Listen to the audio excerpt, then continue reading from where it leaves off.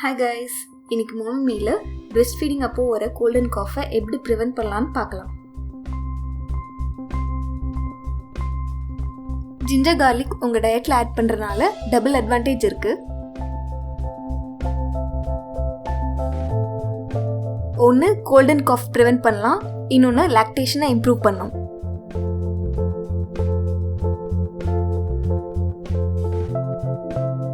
இப்போ கார்லிக் எப்படி யூஸ் பண்ணுறதுன்னு பார்க்கலாம். ஒரு முழு பூண்டை நல்லா க்ளீன் பண்ணி எடுத்துக்கோங்க.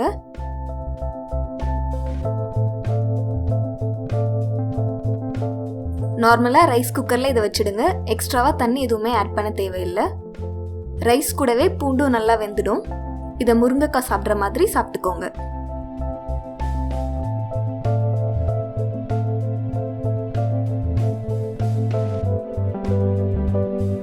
இன்னொரு மெத்தட் பார்த்தீங்கன்னா இதை சுட்டு சாப்பிடலாம். நார்மலாக ஃபுல்கா போடுற தவா எடுத்துக்கோங்க.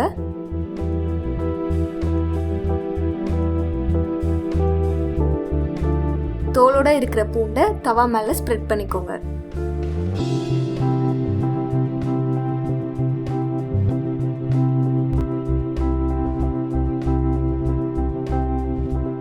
அடுப்பை சிம்ல வச்சுக்கோங்க.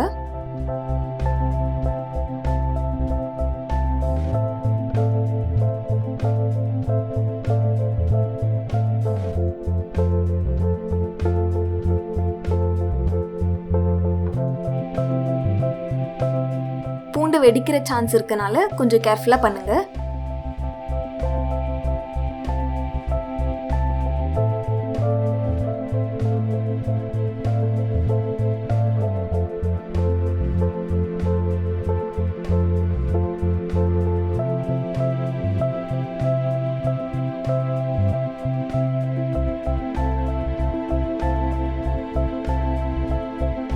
இதை தோல் உரிச்சு சாப்பிடலாம்.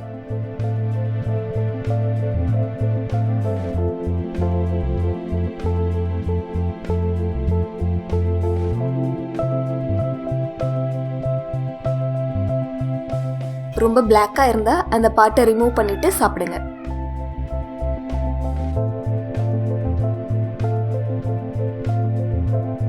ஃபீட் பண்ற வரைக்கும் டெய்லி 1-2 கார்லிக் சாப்பிடலாம்.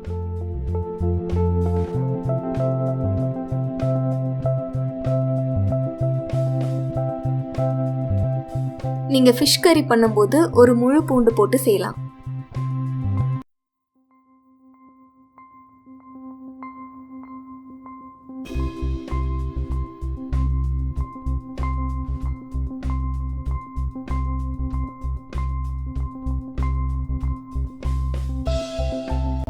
இப்போ ஜிஞ்சர் எப்படி யூஸ் பண்ணுறதுன்னு பார்க்கலாம். நல்ல குவாலிட்டி ஹனி எடுத்துக்கோங்க. ஒரு சின்ன துண்டு இஞ்சி எடுத்துக்கலாம். இஞ்சோட காரத்துக்கு தகுந்த அளவு குவான்டிட்டி அட்ஜஸ்ட் பண்ணிக்கோங்க. முதல்ல ஒரு மிக்சியில் இஞ்சை ஸ்லைஸ் பண்ணி போட்டுட்டு கொஞ்சமாக தண்ணி விட்டு நல்லா அரைச்சி எடுத்துக்கலாம். அரைச்சி எடுத்த விழுதை ஃபில்டர் பண்ணி எடுத்துக்கோங்க. இந்த ஜூஸை ஒரு 5 to 10 minutes ரெஸ்ட் பண்ண விடுங்க. ரெஸ்ட் பண்ண ஜூஸில் கீழே ஒயிட் கலரில் ஒரு செடிமெண்ட் ஃபார்ம் ஆயிருக்கும். அதை யூஸ் பண்ண வேண்டாம். இப்போ ஒரு அடிகனமான பாத்திரத்தில் ஹனி ஆட் பண்ணிக்கலாம். அடுப்பை சிம்ல வச்சுக்கோங்க.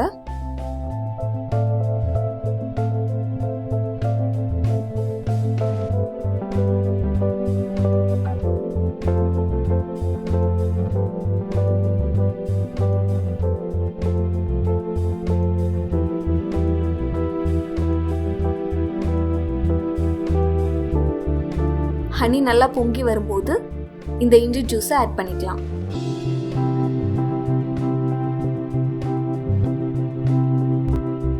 உடனே ஸ்டவ்வை ஸ்விட்ச் ஆஃப் பண்ணிடுங்க. இந்த ஜூஸை வாரத்தில் 2 தடவை தலை குளிச்சதுக்கு அப்புறம் வார்மா குடிங்க. உங்களுக்கு சோர் த்ரோட் மாதிரி இருந்ததுன்னா அந்த ப்ராப்ளம் கூட இது சால்வ் பண்ணும். சின்ன வெங்காயம் உங்க டயட்ல அதிகமா ஆட் பண்ணிக்கோங்க, ரொம்ப நல்லது. சூப் செய்யும்போது வதக்கி இல்லனா பச்சையா ஆட் பண்ணி சாப்பிடலாம். விட்டமின் சி இம்யூனிட்டியை நல்லா பூஸ்ட் பண்ணும். அதனால அதை ஏதாவது ஒரு ஃபார்ம்ல எடுத்துக்கோங்க. மலை நெல்லிக்காவை ஏதாவது ஒரு ஃபார்ம்ல எடுத்துக்கோங்க.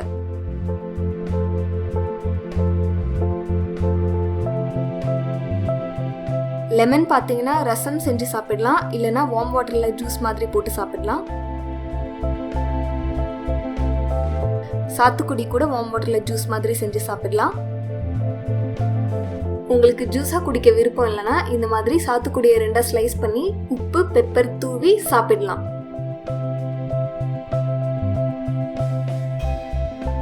தண்ணி கொஞ்சம் வார்மாக இருந்தால் நிறைய குவான்டிட்டி குடிக்க ஈஸியாக இருக்கும்.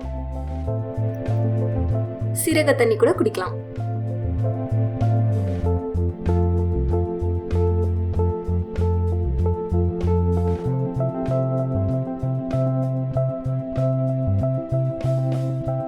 இப்போ பார்த்த டிப்ஸில் உங்களுக்கு எது ஃபேவரட் ஆனதுன்னு கண்டிப்பாக கமெண்ட் பண்ணுங்கள்.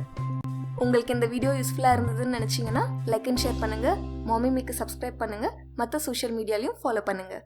பாய்.